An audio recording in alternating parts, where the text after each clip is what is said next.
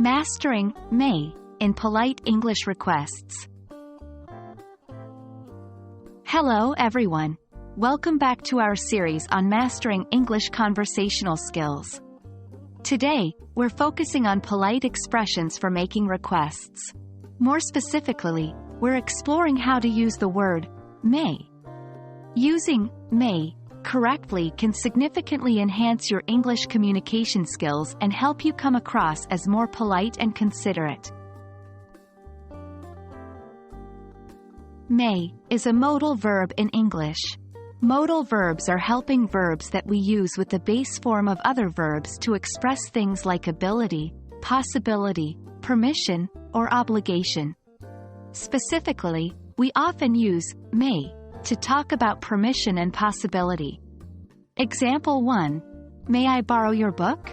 Here, may is used to ask for permission in a very polite way. Example 2. It may rain tomorrow. In this case, may is used to express the possibility of rain. When we want to ask for something politely, we can use may. It's often used in formal situations or when we want to show a lot of respect. Example: may I have a glass of water, please?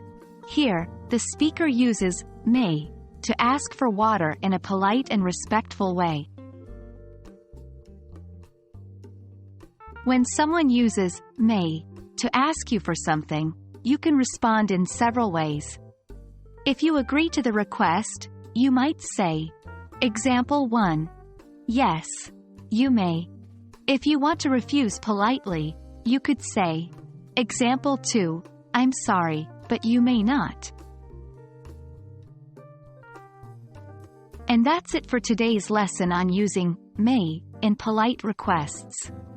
Remember, this modal verb is a great tool for showing respect and politeness in your English conversations, particularly when you're making requests. Keep practicing, and you'll get the hang of it in no time. As always, we hope you found this video helpful. See you in our next lesson.